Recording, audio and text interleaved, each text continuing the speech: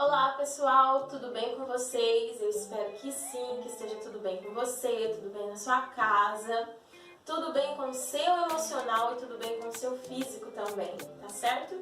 Depois de ouvir o devocional, né, e espero que o Senhor possa falar ao seu coração através desse devocional, nós vamos seguir com o nosso conteúdo de ciências, tá certo? Vocês já fizeram aí a avaliação bimestral, eu sei que vocês ainda estão fazendo a avaliação bimestral de outros conteúdos, por isso eu vou passar um conteúdo bem resumido e bem simples para vocês, que é sobre os moluscos, tá?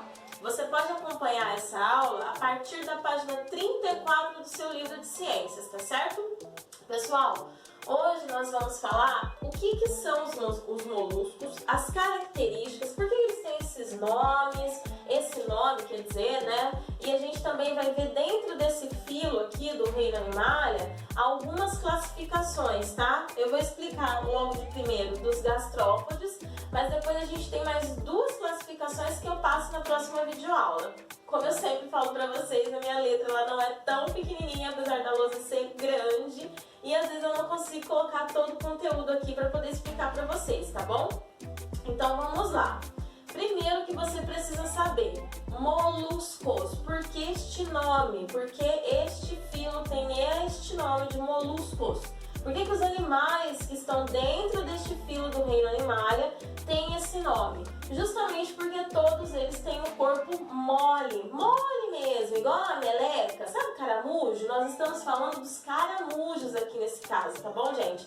Por isso que eles têm esse nome de moluscos, porque eles são moles. Mas eles possuem uma estrutura que pode protegê-los ou também pode ser um esqueleto interno. Já falo para vocês sobre isso. Primeiro, a gente vai ver onde esses moluscos habitam, em que locais nós podemos achá-los. Aqui eu coloquei sésseis e fixos, vocês precisam saber que eles podem ter vida livre ou viverem fixos em um substrato, dependendo da região. Em um substrato, por exemplo, no mar.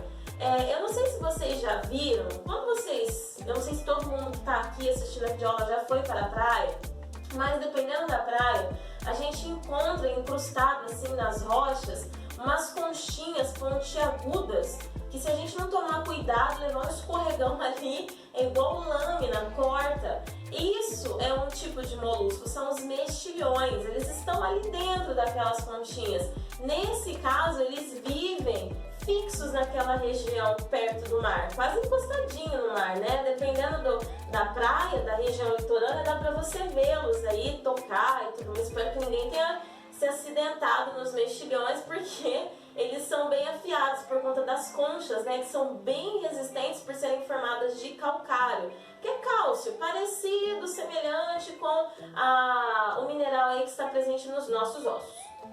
Também podemos encontrá-los no mar, como eu acabei de falar para vocês, nas plantas, no solo, nas rochas, na areia, em lagos e riachos. Ou seja, os moluscos têm uma expansibilidade ambiental muito grande. Nós só não vamos encontrar caramujo voando por aí. Caso contrário, nós podemos encontrá-los em todas essas regiões aqui.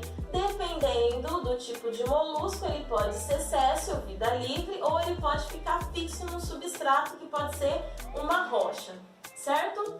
Agora nós vamos falar a respeito das conchas, tá? As conchas dos moluscos podem servir como proteção, mas também, dependendo da espécie de molusco, a maioria serve como proteção, tá? Essas conchas.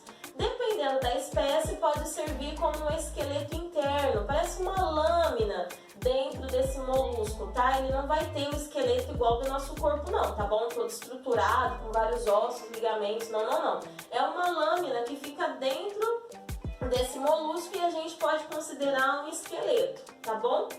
Como que eles vão formar essas conchas? Os moluscos, conforme eles vão se desenvolvendo, eles produzem a própria concha.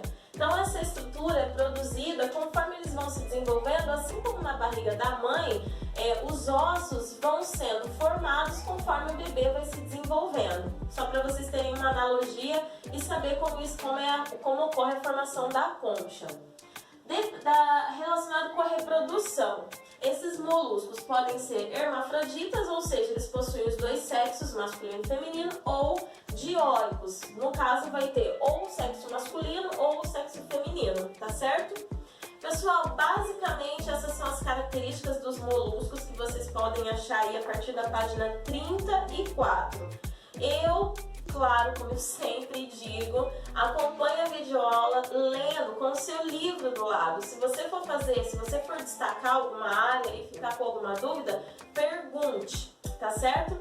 Agora nós vamos falar, dentro desse filo molusco, a gente vai falar sobre os gastrópodes. Por que eles têm esse nome, gente? Porque eles têm um estômago nos pés. Gastro significa estômago. Quando você vai ao médico que cuida do seu sistema digestório, geralmente algumas pessoas falam, marca um gastro pra mim, está relacionado ao sistema digestório, o estômago. E pode significa os pés. Lembra dos pseudópodes, os pés falsos que nós estudamos lá no reino dos protozoários?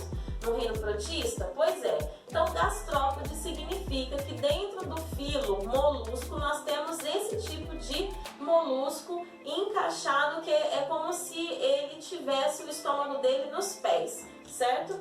O livro trouxe aí uma imagem mostrando para vocês a questão dos gastrópodes. Aqui uma imagem bem legal, bem completa, tá? Então dá uma olhada nessa imagem, vê todas as estruturas, onde está localizado cada estrutura, tá certo? Você pode, pessoal, destacar aí ou fazer uma chave em volta do primeiro e do segundo parágrafo. No primeiro está dizendo por que, o significado do nome deles, e no segundo a característica, tá? O que está dizendo aqui? Que eles possuem cabeça, pé e uma massa visceral que geralmente está protegida dentro da concha. Na cabeça são encontrados os órgãos dos sentidos e a boca, assim como nós, e os tentáculos são dois tipos, um deles especializados no sentido de olfato e o tato, e o outro que possui olhos. Na boca existe um tipo de lixa chamado rádula, que tem a função de raspar o substrato para retirar o alimento. Tá? Então ela vai ter como se fosse uma boquinha, aonde ele vai tirando o alimento dele ali para poder se nutrir e não morrer de fome, né, gente? Porque assim como todo animal, o molusco também precisa se alimentar, certo? Essas são as principais características aí dos gastrópodes. Na próxima videoaula eu vou falar sobre os cefalópodes, tá bom? Que é só mais um. E os laminobrânquios, ok? Vou falar desses dois. Vou encerrar por aqui, pra gente poder dividir o conteúdo e a videoaula não ficar muito extensa. Então, até daqui a pouco, eu já volto para continuar o conteúdo.